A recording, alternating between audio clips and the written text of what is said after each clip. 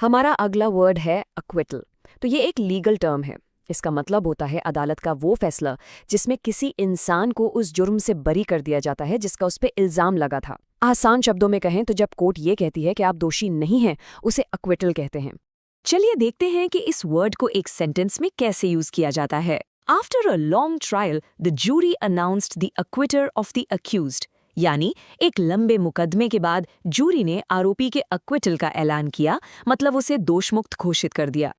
एक और एग्जाम्पल देखते हैं, इससे आपका कॉन्सेप्ट बिल्कुल क्लियर हो जाएगा। The defendant's lawyer argued for an acquittal due to a lack of evidence. इस सेंटेंस का मतलब है कि वकील ने एक्विटल की मांग की और वजह क्या थी?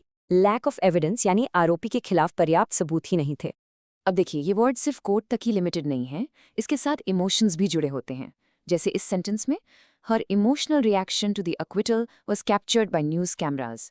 यहाँ अक्विटल सुनने के बाद उस इंसान की जो राहत और खुशी थी, उसे न्यूज़ कैमराज ने रिकॉर्ड कर लिया। ये दिखाता है कि निर्दोष साबित होना कितना बड़ा मोमेंट होता है। आपने अक्विटल वर्ड न्यूज में तो जरूर सुना होगा, है ना? खासकर हाई प्रोफाइल केसेस में। जरा इस हेडलाइन को देखिए। High profile case ends in a dramatic acquittal citing insufficient proof.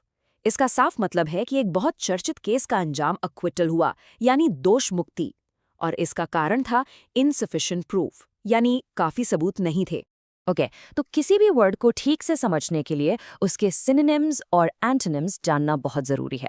Acquittal के सिनोनिम्स यानी मिलते जुलते शब्दों में आते हैं एक्सोनरेशन, विंडिकेशन और क्लियरिंग। इन सब का मतलब लगभग दोषमुक्ति ही होता है। अब आते हैं इसके एंटोनिम्स, यानी इसके आगे के शब्द। वो है कॉन्विक्शन, इसका मतलब है दोषी साबित होना।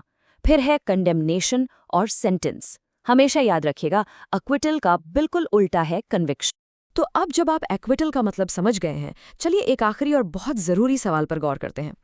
कानून की नज़र में नॉट गिल्टी और इनोसेंट होने में क्या फ़र्क है? देखिए, ये बहुत इंपॉर्टेंट है। जब कोर्ट किसी को नॉट गिल्टी कहती है तो इसका मतलब है कि प्रोसिक्यूशन उनके खिलाफ जुर्म साबित नहीं कर पाई। लेकिन इनोसेंट का मतलब होता है बेगुनाह, जिसने वो काम किया ही नहीं है। कोर्ट किसी को इनोसेंट डिक्लेयर नहीं करती, बल्कि सिर्फ ये देखती है कि गुनाह साबित हुआ या